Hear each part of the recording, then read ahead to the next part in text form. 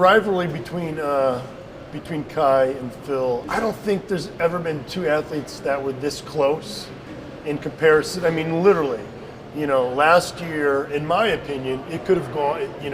Either athlete would have been the proper Mr. Olympia.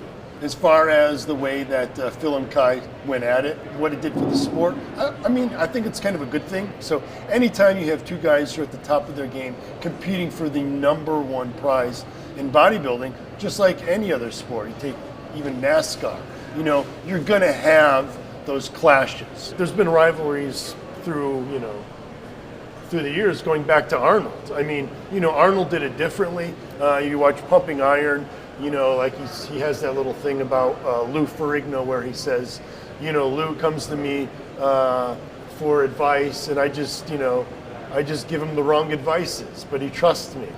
These guys, let's face it, we are all sort of brothers in iron, if you will. But when you're spending your life competing for the ultimate crown, there's a lot on the line. There's a lot on the line as far as the respect that you get for holding that title. There's money as well on the line. So anytime that sort of battle in sport, goes on, watch a football game. Sure, there's sportsmanship, but there's also a very heated competition. And I think that, you can say, well, it's poor sportsmanship to sort of show that, but I also think that the fans want to see that sort of heated battle, and it brings kind of some excitement, I think, to the sport that was kind of missing. That rivalry really helps each of them take it even a step further. Even though you may in the moment hate that individual who's trying to take your title away from you or trying to keep you from gaining that title,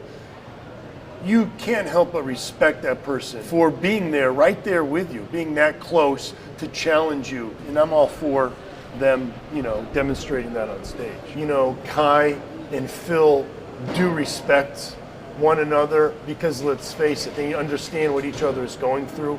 And like I said, we're all sort of bound by this brotherhood of iron. It's a small niche that we all live. There's only so many of us who really understand what each other goes through and how important weightlifting is to us, the sport of bodybuilding is to us. So I really think that when each of them sort of retires or, what have you, I think that in the end they'll turn out to be friends because we're always bound by that, that common goal and that common, like I said, it's really a brotherhood.